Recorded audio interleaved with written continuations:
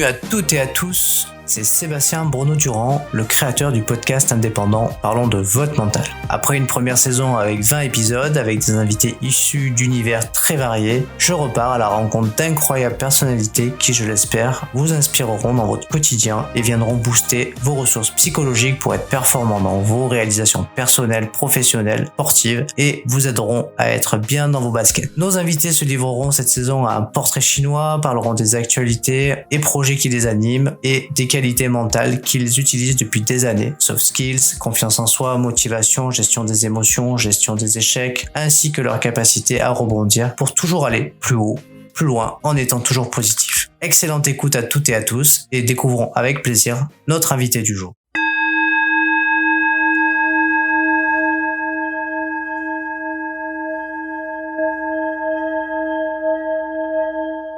Bienvenue à toutes et à tous dans un nouvel épisode de Parlons de votre mental. Et aujourd'hui, j'ai la chance, et ça faisait un petit moment que j'avais pas invité d'athlètes dans le podcast. J'avais fait toute une série d'entrepreneurs. Et là, aujourd'hui, j'ai la chance de recevoir Jade Maréchal. Salut Jade. Salut. Alors Jade, tu es une athlète et tu prépares de grands événements pour le futur. C'est bien ça? Exactement, plusieurs même. Bon, on est bon alors. Du coup, tu vas pouvoir aujourd'hui nous parler de ton mental, mais avant tout, est-ce que tu pourrais te présenter un petit peu? Quel sport pratiques-tu? Alors je suis escrimeuse, je pratique le fleuret plus spécifiquement puisqu'à l'escrime il y a 3 armes, l'épée, le fleuret et le sabre. Je pratique ce sport depuis l'âge de 10 ans et je suis, athlète à l'INSEP, à l'Institut national du sport à Paris, en vue de participer aux Jeux olympiques. Donc ça, c'est, mon activité principale, on va dire, qui m'occupe la très majeure partie de mon temps. À côté de ça, je suis toujours étudiante en master 1 de marketing international à Kedge Paris. Et troisième et dernière casquette, je suis conférencière.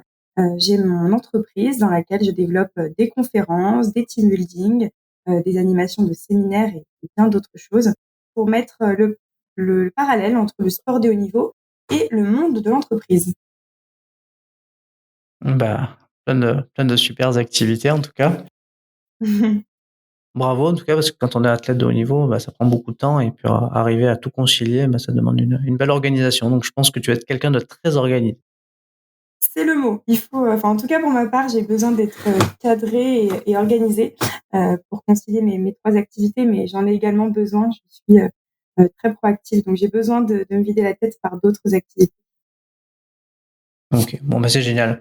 Alors écoute, avant même de parler de ton parcours, comme le veut la tradition du podcast et dans cette saison 2, j'ai envie de commencer, par un petit portrait chinois. Comme ça, tu pourras te présenter auprès de nos auditeurs, via des questions, assez orientées mais assez sympas. Ça sera notre échauffement.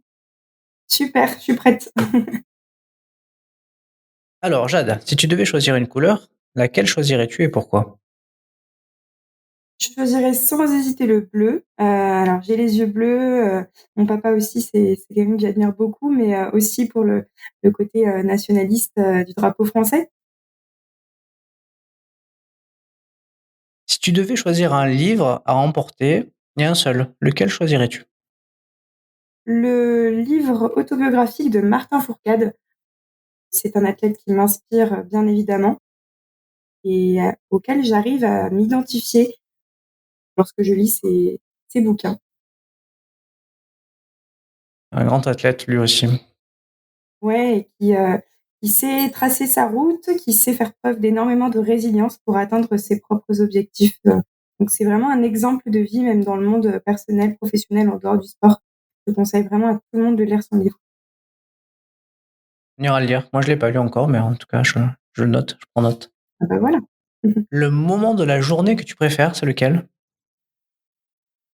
J'aime bien le soir, quand je viens de finir ma séance de récupération après un long entraînement. Voilà, cette sensation de plénitude, d'avoir tout donné, parfois un petit peu d'acide lactique qui reste dans les jambes, la tête fatiguée d'avoir tout donné dans la journée. J'adore cette sensation, puis je dirais plus précisément juste avant le repas, j'adore manger. Ah oui, écoute, je rebondis directement sur la question en lien avec, cas les plats. Quel est ton plat préféré et ton dessert préféré? Mon plat préféré, je pense que c'est assez original, la moussaka. J'adore les aubergines, alors, c'est vraiment un plat que je raffole et ma maman le fait très bien. Et en termes de dessert, tout mon entourage et mes copines vous diront que c'est le tiramisu. Tiramisu. Bon, bah, 2 associations, bien gourmandes, hein, finalement, parce que Oui. les 2. Si tu devais, choisir un objet, lequel choisirais-tu et pourquoi? Je choisirais, hem, un carnet de bloc-notes, un carnet de notes, avec simplement des lignes, pas de carreaux, pour m'organiser, pour écrire, mes débriefings et mes briefings de séance, mes retours de compétition, mais aussi mes projets que j'ai dans la tête. Je suis quelqu'un qui adore, écrire et j'ai besoin de mettre noir sur blanc ce qu'il y a dans ma tête pour pouvoir concilier mes activités. OK. C'est comme ça que tu vides, ton esprit, finalement? Tu écris tout ce que tu as dans ta tête? Oui, voilà, j'écris tout ce que j'ai dans ma tête, mais ça reste, alors c'est pas comme un journal intime, hein, ça reste assez organisé, je mets, 3 points positifs, 3 points négatifs sur ce que je viens de vivre, j'ai toujours une to-do list à côté de moi, voilà, j'ai besoin de je mets ma vie en bullet point. OK, bah, c'est génial, c'est génial. Allez, prochaine, question. Si tu devais, être une qualité, laquelle serais-tu et pourquoi? Sans hésiter, la persévérance, c'est ce qui me permet de me dépasser, c'est ce qui me permet d'atteindre, mes objectifs intermédiaires ou mes plus grands rêves et j'ai vraiment compris ça et c'est ce que le sport m'a appris, de ne jamais rien lâcher. C'est ma baseline, mon mantra que je me répète quand c'est très, très dur. Ta région préférée, c'est laquelle? Le sud-ouest! Il y a la montagne, la mer, à côté, on est relié à Paris si rapidement, l'architecture est très belle. Je viens de Bordeaux et je défends le sud-ouest. OK, très belle ville Bordeaux, effectivement, plein de choses. Notamment les plages du Cap Ferré sont magnifiques. Tout à fait, le bassin d'Arcachon, le Et Cap oui, Ferret. c'est clair. Allez, une petite dernière et puis après on parle de ton parcours, de ton mental. Si tu devais choisir un mot, lequel choisirais-tu et pourquoi?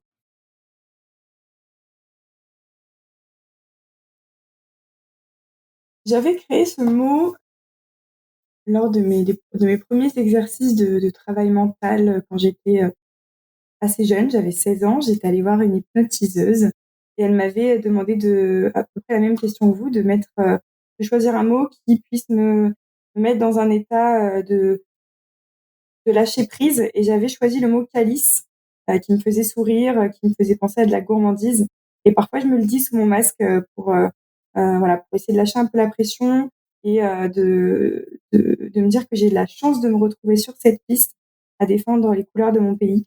Donc voilà, je me le dis parfois, alors, je vous le dis aujourd'hui. Bon, bah, écoute, super. Alors merci beaucoup pour ce petit portrait chinois qui nous a Mmh. permis en fait, de nous échauffer, hein. C'est comme si on était avant une petite compète, on s'échauffe, là on est Voilà. prêt, on y va. On va parler de ton mental. Alors du coup, si on revient un petit peu sur ton parcours, qu'est-ce qui t'inspire ton parcours d'athlète? Mon parcours d'athlète, je pense vraiment qu'il a construit, en dehors de l'athlète que je suis, il m'a construit en tant que personne, en tant que femme et aussi en tant que chef d'entreprise. Enfin, c'est grâce à ce que je vis dans mon quotidien à l'entraînement, en compétition, que j'ai pu, réunir tant de valeurs qui me définissent. Donc pour moi, mon sport et ma carrière, c'est vraiment le vecteur, de ma performance et c'est ce qui fera que je réussirai plus tard. Donc voilà, quand je regarde en arrière déjà sur ma petite carrière, je suis déjà satisfaite et fière, de ce que j'ai pu donner et ça me donne encore plus de motivation pour aller dès demain, m'entraîner dans la salle. Alors tu parlais de valeurs, tu pourrais nous les définir, les valeurs dont tu parles? Oui, alors j'ai parlé de persévérance, j'ajouterais beaucoup de détermination. Les qualités, très dernièrement, j'ai découvert qu'il me manquait de l'adaptabilité. Donc c'est vraiment ce sur quoi j'ai essayé de travailler ces quelques mois et je me rends compte que ça m'aide à mieux appréhender, l'inconnu. Donc ça, c'est une valeur que je trouve primordiale dans le monde de l'entreprise aussi et dans la vie quotidienne. Et puis on parlera évidemment du respect, surtout dans mon sport, qui est un sport de combat. On apprend à respecter l'adversaire, l'arbitre, mais également toutes les personnes qui, évoluent lors d'une compétition. Je pense que j'ai fait le tour des principales, en tout cas, qui m'ont été inculquées par l'escrime. Ok, bah super. Du coup, tu disais que tu parlais de ta petite carrière, mais qui est déjà quand même bien étoffée. Mais du coup, si tu fais un petit recul, et de quoi es-tu le plus satisfaite jusqu'à présent? En termes de palmarès, Bon, en termes de tout, pas forcément le palmarès, mais par rapport à ton parcours, quoi. alors d'une manière générale, je suis fière d'avoir su, continuer et du coup d'avoir su persévérer quand, j'avais envie de tout arrêter, ou du moins que j'étais en remise en question. Et Dieu sait que ça arrive dans la vie d'un athlète, de se remettre en question, d'avoir des doutes sur ses compétences, mais aussi sur, ses objectifs de carrière. Et ces moments-là, ils sont très douloureux parce que finalement, il y a tellement de pression qui règne autour du sport de haut niveau, qu'on a du mal à à gérer cette pression autour de nous. Et du coup, dans ces moments-là, évidemment, j'ai été bien entourée, par mes proches, mon staff, mais également mes amis qui m'ont aidée à surmonter ces périodes et je suis fière d'être restée sur la piste même quand ça allait pas et de travailler, toujours pour rester dans cette direction de ma carrière olympique. Donc c'est ce sur quoi je suis le plus fière, heu, à ce jour. Alors, si je te dis rendre possible l'impossible, est-ce que ça fait écho à ton parcours? Évidemment, surtout un rêve olympique parce que mine de rien, il y a qu'un champion olympique, tous les 4 ans. Donc ça reste quand même, très rare. Ça reste, une place qui est extrêmement convoitée par tous les athlètes, d'ailleurs que je croise au quotidien ici à l'INSEP. Donc ça peut paraître impossible pour beaucoup.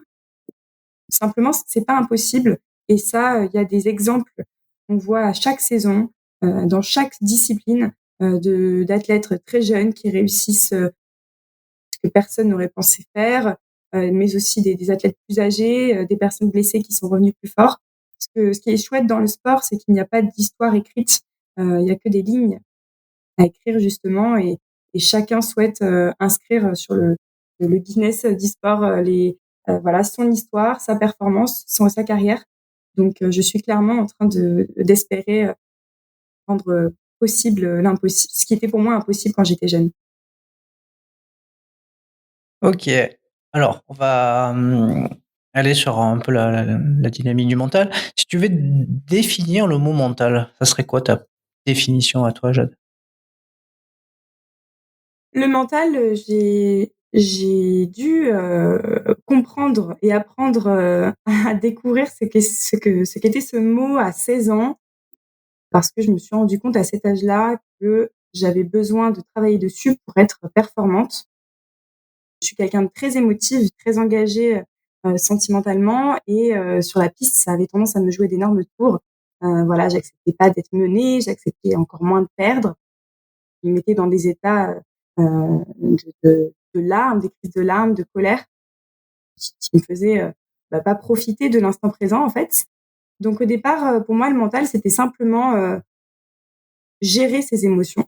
J'ai associé ça très vite, dans ma carrière d'athlète. Et puis plus j'avançais, plus je travaillais sur mon mental, avec un préparateur mental d'ailleurs, qui est le même depuis 5 ans.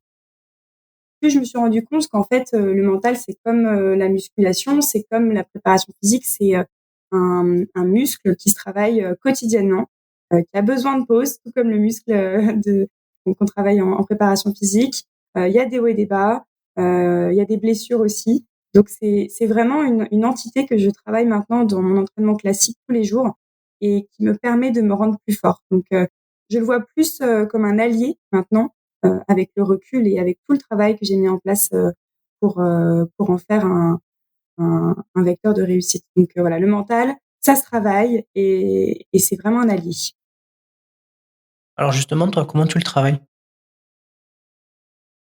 Je le travaille surtout lors d'échéances. C'est là où j'estime que j'avance le plus dans mon mental parce que voilà, qui dit échéance dit compétition, dit très haute intensité, adrénaline et émotion intense.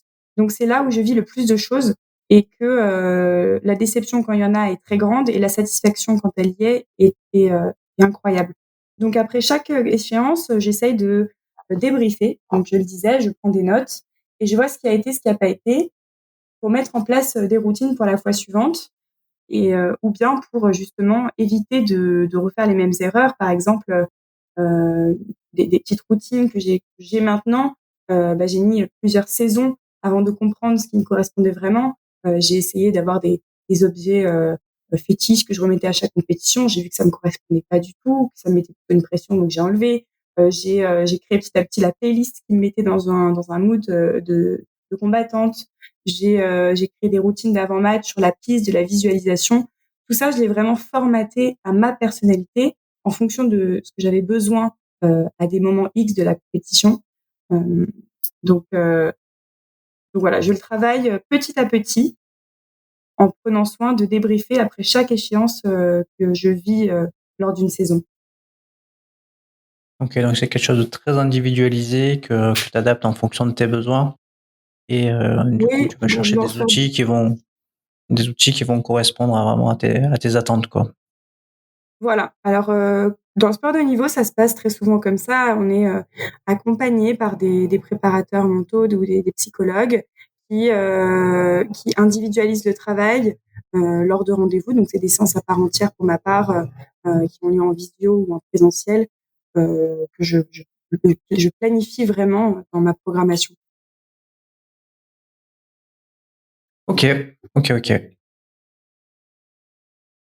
Est-ce que selon toi, c'est important d'être, enthousiaste pour le mental? Le travail du mental, c'est pour moi, si on n'a pas envie de le travailler ou enfin parfois j'avais planifié des séances avec mon préparateur mental et j'avais pas envie, j'avais la flemme, j'étais fatiguée.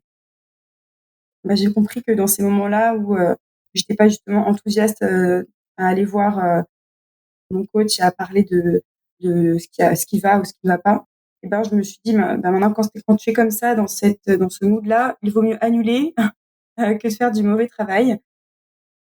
Donc, je sais pas si ça répond à ta question, mais en tout cas, pour moi, si tu es pas enthousiaste et que tu as pas envie de travailler ton mental, enfin, c'est comme aller à l'entraînement, si, tu le sens pas du tout, tu vas te blesser, quoi. OK. Ouais, ça répond bien à la question, en lien avec le fait d'être dans des conditions, comment dire? Dans les meilleures conditions pour pouvoir aller travailler quelque chose et notamment le mental, quoi. Ouais, c'est ça, surtout que ça, enfin, moi, j'ai vraiment l'impression, dans le travail mental qu'on va chercher des ressources qui sont extrêmement profondes, parfois dans des souvenirs et ça demande une présence, d'esprit qui est super intense et d'ailleurs, je suis, crevée après une séance. Enfin, vraiment, ça m'arrive, d'être fatiguée, même plus que certains entraînements parce que c'est un travail où on est très, très proactif et on n'est pas du tout dans de l'écoute ou un cours, magistral, bien au contraire. On est dans du travail pur donc on sous-estime parfois, ce travail-là mais c'est fatigant et éreintant. OK. On va parler un peu de la confiance Ouh, en soi. grosse question. Ah oui, c'est une grosse question en général. Toi, tu te situes comment par rapport à la confiance? Alors je me situe, dans, des montagnes russes, dans un parc d'attractions. C'est-à-dire que, je passe vraiment par, plein de phases dans une saison et je pense d'ailleurs on est tous soumis à cette période-là. C'est quelque ch enfin, ces mouvements. La confiance en soi, si elle était tout le temps à son top, on n'aurait pas de contre-perf ou beaucoup moins. je fais partie de ceux qui ont du mal à avoir une bonne estime de soi, mais qui, en termes de confiance en soi, je pense que je progresse, surtout quand je prends le temps de valider mes compétences. C'est-à-dire, après un entraînement, je fais le travail de regarder ce sur quoi j'ai été forte ce jour-là. Et ça me permet de me dire, ah ben tiens, là, tu vois, tu as progressé dans ce domaine-là, tu sais faire telle action, et ben ça, c'est bien, tu l'as travaillé, ça y est, c'est validé. Et ça m'aide à avoir confiance en moi, pardon, dans plein d'actions et dans plein de compétences différentes. Donc, pour avoir confiance en moi, j'ai compris qu'il fallait que je porte un regard sur mon travail quotidiennement pour pouvoir gagner justement des étapes et mettre de plus en plus de briques à ma maison de la confiance en moi. Donc ça, c'est un travail que je fais quotidiennement. Et puis évidemment, quand on est athlète, tout le monde vous le dira, hein, quand vous gagnez une compétition ou vous avez atteint un objectif, là pour le coup, la confiance en soi et l'estime de soi se met naturellement en marche. Et généralement, quand vous êtes champion olympique, la saison suivante, même si vous avez la pression de refaire des résultats, vous planez quand même, vous surfez sur la vague en vous disant bon bah j'ai atteint telle performance, donc je peux être performant sur les autres. Et il y a une très bonne confiance en soi. Donc ça marche souvent comme ça quand on fait une très bonne perf. La confiance en soi est assez naturelle et on n'a pas trop besoin de la chercher. Par contre, quand on est dans un échec, une grosse déception, c'est là où on va s'entourer de son staff et que ces maîtres d'armes et coachs sont là pour vous dire attends, ne te rabaisse pas comme ça. Là, tu as peut-être loupé ta compète, mais attends, euh, on va remobiliser pour la fois suivante. Tu sais faire ça, tu sais faire ça. Donc, c'est vraiment quelque chose qui fluctue énormément et qui est source de stress d'ailleurs. Ok, ok. Alors souvent on parle de droit à l'erreur, droit à l'échec, mais du coup, pour les athlètes, c'est quand même compliqué parce que ça peut être lourd de conséquences, une erreur dans un événement important. Donc, est-ce que ce droit à l'erreur, ce droit à l'échec, là, comment tu le vis, toi? Ah bah, c'est sûr que en soi, oui, tout le monde le dit, tout le monde le prône, on a le droit à l'échec et il y en a même qui disent que l'échec, c'est important.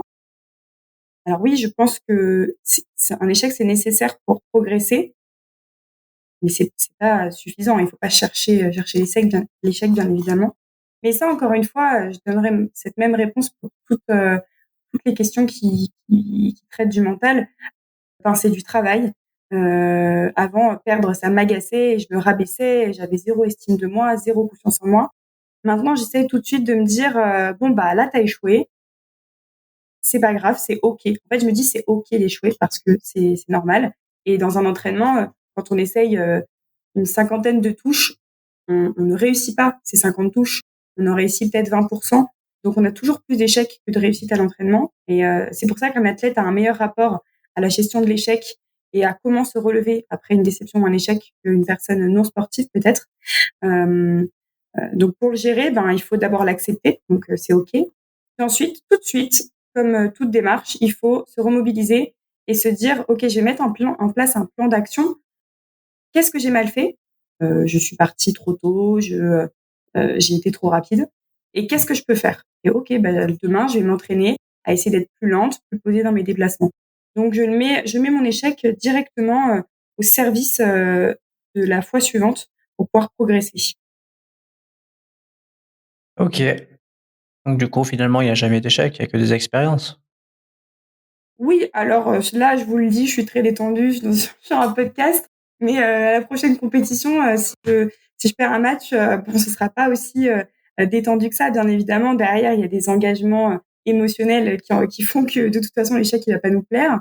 Mais c'est ce qui fait de nous des athlètes et des champions. C'est parce qu'on a, envie plus que personne de réussir. Donc l'échec, ça passe par différentes étapes. D'abord, on est dans le déni et puis après, il faut, savoir travailler, et aussi grâce à l'expérience, pouvoir, tout de suite se remobiliser. C'est un travail, encore une fois. Si je te dis le regard des autres, est-ce que c'est une thématique qui te parle? Oui, ça me parle, dis donc, on parle que de choses qui m'animent. Le regard des autres, c'est une problématique qui, là encore, a fait beaucoup parler et qui résonne en moi, d'autant plus que je fais un sport qui est très élégant et qui est, est mis en lumière qu'une seule fois, tous les 4 ans, en tout cas aux yeux des médias, lors des Jeux olympiques. C'est un sport qui inspire, l'harmonie, la pureté parce qu'on est tout en blanc, c'est un sport qui est français. Il y a beaucoup d'images autour de ma discipline, qui fait que, on utilise souvent l'escrime pour faire, par exemple, une publicité. Même moi, dans mon quotidien, je fais beaucoup de photos et on me demande très souvent de mettre l'escrime pour associer certaines marques à des valeurs, d'élégance. Donc je porte plus attention qu'un autre athlète sans doute, au regard. Et pour, me protéger de ça, du côté, néfaste du regard des autres, bah, j'ai trouvé une solution qui est de me concentrer sur moi-même et sur l'instant présent. Alors comment je fais? Ben, en compète, quand j'arrive, dans la salle, et dans la zone de compétition, et ben, j'imagine une bulle, mais vraiment, hein, j'imagine vraiment une bulle, je ferme mes yeux et j'essaye de ne pas entendre, concrètement ce que les gens disent autour de moi, mais plutôt d'entendre un brouhaha et de me concentrer sur, ce qui se passe dans mon corps. Donc, j'essaye de voir, où est-ce que mes muscles ont l'air chauds, si je me sens plutôt, lourde ou très légère. Voilà, j'essaie de faire une introspection pour éviter de me, soucier de ce que les autres peuvent penser sur cette journée-là en particulier. En tout cas, c'est une thématique qui est souvent, que je reprends souvent, mais qui est vraiment que chaque athlète ou chaque personne vit différemment le regard des autres. Mmh. Si je te parle de motivation, quels sont tes trucs à toi pour te motiver?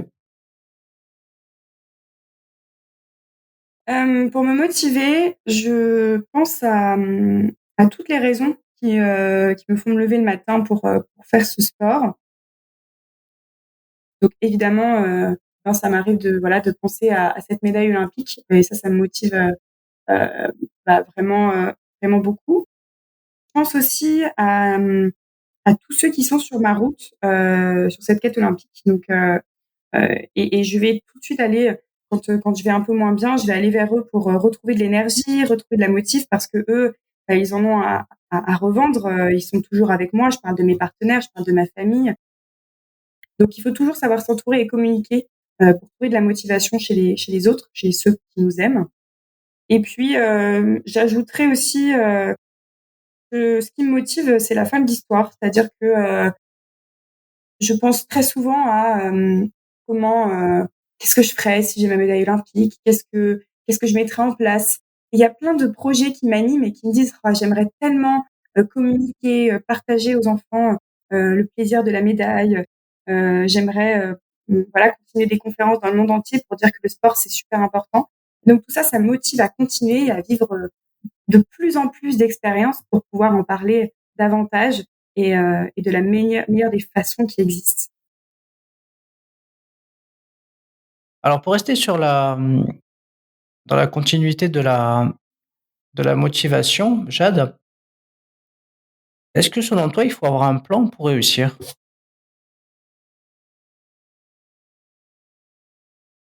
Alors, faut pas avoir un plan, super détaillé de comment on veut que ça se passe, mais par contre, faut avoir un plan de comment on veut que ça se passe. C'est-à-dire, que nous, au début de la saison, on va, avec notre coach, on va avoir des objectifs, de résultats, bien évidemment, parce que, pour atteindre, une sélection, intégrer une équipe, il faut forcément répondre à des critères de sélection et de résultats.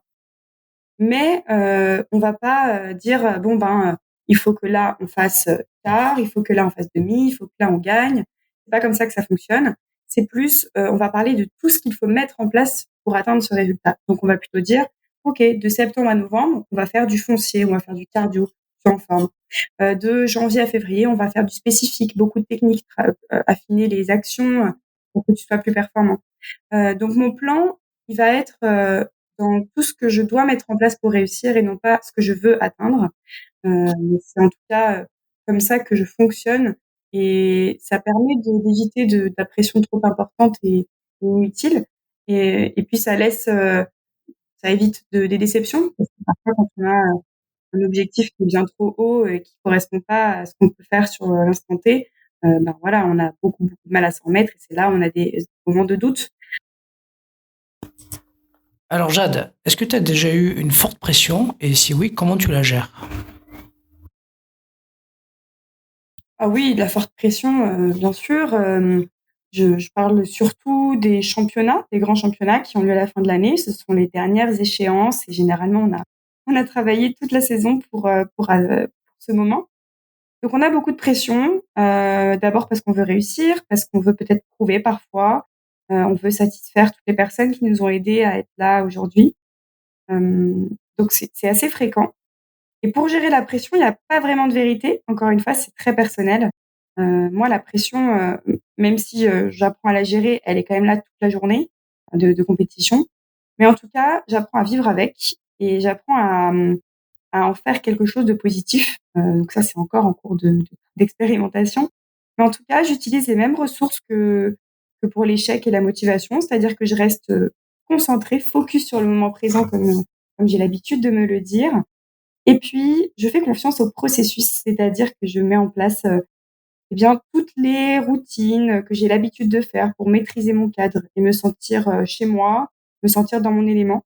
Ça me permet de faire abstraction un petit peu de l'environnement qui est inconnu, heu et de l'échéance qui est plus importante que les autres fois. Donc voilà, focus sur le moment présent, routine, protocole et confiance au processus. Ok. Alors super pour du coup en tout cas pour ton appréciation sur la gestion de la pression. On arrive sur la fin du podcast. Ma dernière question, ça sera, souvent on dit que pour avoir une force mentale, il ne faut rien lâcher. Et je voulais savoir qu'est-ce que tu en pensais. Eh bien, je pense que c'est le mantra que tout le monde devrait avoir, «Je ne lâche rien». C'est vraiment, ce qui est relié à la persévérance et à la détermination et ne jamais rien lâcher, c'est vraiment un travail, mental, voilà, d'optimiste, c'est-à-dire, rien que de se le dire: «Je ne lâche rien» quand c'est dur et ben, ça va conditionner notre cerveau à s mettre toutes les choses en place pour atteindre un objectif. Et ça, je me le dis quand je suis à la muscu et que ma barre est beaucoup trop lourde, je me dis: «Allez, je lâche rien, petit à petit, je vais, réussir à atteindre ces petits objectifs intermédiaires qui feront de moi une grande athlète plus tard». Donc jamais rien lâcher dans la limite du raisonnable, parce qu'il y a encore une fois, il y a des limites. Si, on va toujours au bout et qu'on repousse trop ses limites, il y a la blessure. Donc ça, c'est le fameux équilibre qu'on recherche quand on fait du sport de haut niveau. On apprend à connaître son corps, à mieux appréhender, des entraînements en fonction de dans quel état on est, même mental ou physique. Mais en tout cas, quand on sent qu'on peut ne jamais rien lâcher, bah, il ne faut pas lâcher parce que c'est comme ça qu'on va passer des barrières psychologiques et progresser. Ok, bah c'est super, c'est super, super. Alors, je te remercie beaucoup, Jade, en tout cas pour le temps que tu as accordé au podcast. C'est un temps sur lequel vraiment tu te reposes et tout. Je sais que tu avais une petite blessure là, suite à ta dernière compète, que tu es en train de te soigner. Alors, je sais pas où ça en est, mais en tout cas, j'espère que ça va dans le bon sens. Comme je le fais habituellement pour tous mes autres invités, écoute, je te laisse le mot de la fin pour venir conclure ce podcast et tu es libre de nous dire tout ce que tu veux et de faire passer voilà, tous les messages que tu as envie auprès de nos auditeurs. Donc, du coup, libre à toi de venir du coup, désormais conclure ce podcast. Eh bien, je vais faire passer, un message, qui me tient à cœur, qui est voilà, de promouvoir, en tout cas, l'activité physique, comme réel, alors beaucoup parlent d'école de la vie, j'y crois vraiment, dur comme fer, parce que c'est ce qui me fait grandir, peut-être plus rapidement que quelqu'un qui ne ferait pas de sport. Donc vraiment, je vous invite à faire découvrir, le sport, pourquoi pas l'escrime, peut-être à vos enfants ou même si vous voulez en faire. En tout cas, quoi qu'il arrive, quand on se lance dans un projet, même si on n'atteint pas forcément, l'objectif principal de pourquoi on a commencé, on aura forcément gagné quelque chose. Voilà, tous ceux qui partent sur une course olympique, quand on gagne évidemment, on en revient super fort, mais également quand on a tout fait pour y arriver, l'aventure est très belle et quoi qu'il arrive, on grandit. Donc voilà, mon message, c'est faites du sport et lancez-vous dans vos projets parce que vous apprendrez bien plus que vous ne le pensez. Bon, bah écoute, super. Merci beaucoup, Jade. Et puis écoute, on te souhaite un bon rétablissement, une bonne convalescence suite à ta blessure. Et puis, de belles performances à venir. Et puis, au revoir bientôt avec de l'or, on espère. Exactement, oui. Merci beaucoup. Ma blessure, vous inquiétez pas, c'est vraiment pas grand-chose. Ce sera vite remis. Merci beaucoup. Bonne fin de journée. À très vite. À très vite. Si t'es arrivé jusque-là, c'est que cet épisode t'a certainement plu. Alors, merci d'abord pour ton écoute et ta fidélité. Et pour te remercier, je t'offre un cadeau. 30 minutes de coaching avec moi pour t'aider sur le sujet que tu souhaites. Pour obtenir ton cadeau, laisse un avis et un commentaire sur Apple Podcast via iTunes et fais une copie d'écran, tu me l'envoies, je te la partage dans la foulée sur mes réseaux sociaux et je te contacte également pour que tu me parles de ton mental. Bye bye à toutes et à tous, on se retrouve très prochainement pour un prochain épisode.